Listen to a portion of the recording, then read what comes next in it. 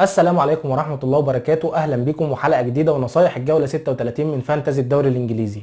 أنا بصور الحلقة دي يوم الخميس الساعة 12:30 بالليل.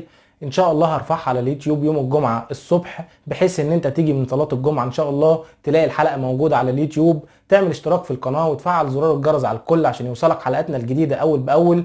ويلا بينا ندخل في نصايح الجولة 36 على طول، عشان مفيش وقت. الديدلاين بتاع الجولة يوم السبت الساعة 1 الظهر. حاول تأخر تغييراتك على قد ما تقدر، يا تعملها يوم الجمعة بالليل يا يوم السبت الصبح قبل ميعاد الديدلاين، لحد ما نشوف ايه اللي هيتقال في المؤتمرات الصحفية. بص يا معلم، خير الكلام ما قل ودل، وانا مش هحرق كاس كتير ومش هضيع لك وقتك. الجولة 36 جولة دبل، في فرقتين عندهم دبل. الفرقة الأولى هي نيوكاسل وعندهم ليدز وبرايتون. الفرقة الثانية وهي برايتون وعندهم أرسنال ونيوكاسل. طيب الدبل الافضل مين للفرقتين؟ فزي ما انت شايف كده ان الدبل بتاع نيوكاسل انا شايف ان هو افضل من الدبل بتاع برايتون، وبناء عليه توكل على الله واعتمد على لعيبه نيوكاسل في الجوله 36. بمعنى ايه؟ بمعنى ان انت لازم يكون عندك 3 لعيبه من نيوكاسل في الجوله دي. عندك نيك بوب وشار وتريبيه في خط الدفاع، ويلوك في خط الوسط، وايزاك وويلسون في خط الهجوم. هندخل على اول مقارنه معانا كده في الحلقه، ايزاك ولا ويلسون؟ انت اكيد قاعد دلوقتي بتتفرج عليا ومحتار تجيب ايزاك ولا ويلسون.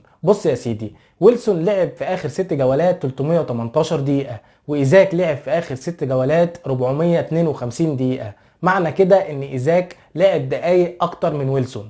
طيب هل معنى كده ان انت تجيب ايزاك؟ لا، نيجي نبص للناحيه الثانيه هنلاقي ان الفعاليه الهجوميه لويلسون اكتر من ايزاك. ويلسون رغم ان هو لعب دقايق اقل، الا ان الفعاليه الهجوميه بتاعته اعلى من ايزاك، سواء التسديد على المرمى او صناعه الفرص جوه الصندوق. طيب حيرتنا معاك، يعني اختار مين برضو لو انا هفاضل ما بين الاثنين؟ بص يا معلم، انا لو مكانك هختار ويلسون.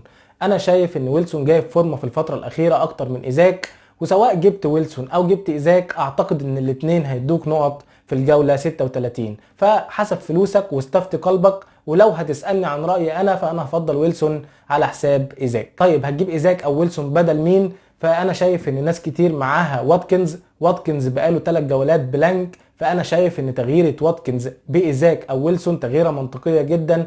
فريق نيوكاسل عنده دبل، فريق استون فيلا عنده جوله واحده، فانا شايف ان التغييره منطقيه جدا ان انت تبدل واتكنز بايزاك او ويلسون. طب سولي مارش يا معلم هنعمل فيه ايه؟ فده هنضطر ان احنا نستنى المؤتمر الصحفي لديزيربي. لو مارش هيلعب هتسيبه، لو مارش مش هيلعب وهيغيب عن المباراه فطبيعي جدا برضو تبدله بويلوك من نيوكاسل. خط وسط نيوكاسل جايب فورمه برضو الفتره دي، سعره 4.7، سعره كويس جدا. فانا شايف ان تغييره مارش بويلوك لو مارش مش هيلعب تغييره كويسه جدا. وتقدر تبدل برضو مارش بمارتينيلي، لو مارش مش هيلعب تقدر تبدله بمارتينيلي او ويلوك، واحد من الاثنين دول.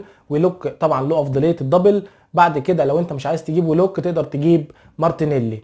بس مارش لو هيلعب ما تغيروش بالسالب، يعني انت هتغير لاعب مكان لاعب من غير ما يبقى فيه خصم نقط، تمام، توكل على الله حتى لو هيلعب. انما ان انت تبدل مارش وهو هيلعب بالسالب عشان تجيب حد من الاثنين دول، فانا ما انصحكش بكده خالص. بالنسبه لارسنال فخلاص صليبا وزيتشينكو مصابين لاخر الموسم، فلو لسه عندك حد منهم الحق بيه يا معلم قبل ما سعرهم ينزل. وفي الهجوم انا شايف ان انت ما تبيعش حد، خلاص ارسنال لاخر الموسم واخد كيرف معين، فسواء ساكا، مارتينيلي، مارتن اوديجارد، جابريال خيسوس، لو انت عندك حد منهم سيبهم خلاص لاخر الموسم. انا شايف ان ارسنال لحد اخر الموسم هيفضل بالكيرف اللي هو فيه دوت، حتى لو المنافسه على الدوري انتهت. بس ال3 لعيبه اعتقد ما بيأثروش، اذا اثروا في جوله ما بيأثروش في الجوله اللي بعدها، فما فيش داعي خالص ان انت تبيع لاعب بيجيب لك نقط. طيب بالنسبه للسيتي هنعمل ايه يا معلم؟ فانا شايف ان اكتر 2 مضمونين ان هم هيلعبوا الجوله اللي جايه هم رياض محرز وخوليو الفاريز. ليه؟ لان رياض محرز ما لعبش ماتش دوري ابطال اوروبا، وكذلك خوليو الفاريز ما لعبش ماتش دوري ابطال اوروبا. جوارديولا ما عملش تغييرات خالص في ماتش ريال مدريد، فانا شايف ان هو هيبدا بالاثنين دول. اعتقد يعني ان دول اكتر 2 مضمونين. بعد كده ما تضمنش حد، سواء هالاند، جيريليتش، فودن، دي بروين، ال4 دول مش مضمونين. الماتش بتاع ريال مدريد انتهى 1-1 في سانتياغو برنابيو، واعتقد ان جوارديولا هيعمل روتيشن، محتاج ان هو يريح خصوصا بعد الاداء اللي ظهر بيه بعض اللاعبين وخصوصا هالاند في ماتش الذهاب بتاع ريال مدريد. فانا شايف ان وارد الله اعلم ان جوارديولا ممكن يريح هالاند. انا مش عارف هيبدا بهالاند، هو الطبيعي بيبدا بيه، ولو ضمن النتيجه وخصوصا لما يوصل لنتيجه 3-0 بيريحه. حتى هو سابه لاخر الماتش اللي فات عشان ما وصلش لنتيجه 3-0. جندوجان ضيع ضربه الجزاء فسابه لاخر الماتش. هو جوارديولا ما بيرتاحش في الماتش غير لما بيكون فارق ب3 اهداف. فعشان نلخص الموضوع ده كله، المضمون اعتقد رياض محرز وخوليو الفاريز. بعد كده بقى انت وحظك، هتاخد الريسك، عايز تاخده الريسك خده، مش عايز تاخده خلاص براحتك. بمناسبه مانشستر سيتي، انا احترت في موضوع ايدرسون ده اقسم بالله.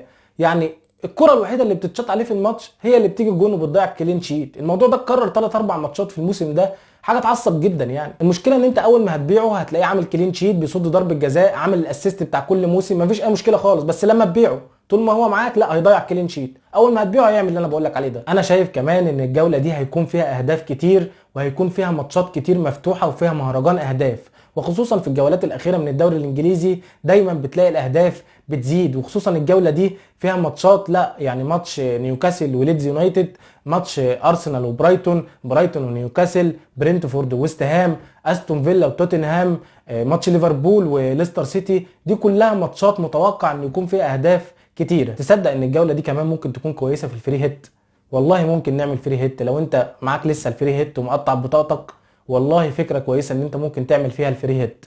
تجيب 3 لعيبه من نيوكاسل اللي احنا قلنا عليهم، بيب او شار او تريبيه في الدفاع، ولوك في خط الوسط، ويلسون او ايزاك في الهجوم. هتجيب 3 منهم مع 2 من برايتون، ميتوما وماكاليستر، ده لو مارش مصاب ومش هيلعب. ممكن تجيب طبعا صلاح من ليفربول، ادي كده 3 من نيوكاسل و2 من برايتون، ادي 5. صلاح من ليفربول ادي 6. محرز او الفاريز من السيتي ادي 7. هتجيب واحد من كريستال بالاس، عندهم جدول حلو لحد اخر الموسم، سواء زاها او اوليسيه، ادي 8. وممكن تجيب حد من مانشستر يونايتد برونو فرنانديز، او حد من ارسنال اوديجارد او مارتينيلي، ادي 9. وتكمل الفريق بتاعك، فاضل 2 كمان هتكملهم باي حد وتلعب الفري هيت. اعتقد ان هو ممكن يعمل لك حاجه كويسه في الجوله دي. طب هنعمل ايه في الكابتنه يا معلم عشان ما اضيعش وقتك؟ فانت عندك خيارين. الخيار الاول ايزاك او ويلسون اللي انت هتجيبه فيهم او اللي عندك فيهم، عندهم دبل. اعتقد ان الاثنين هيعملوا كويس في الجوله دي.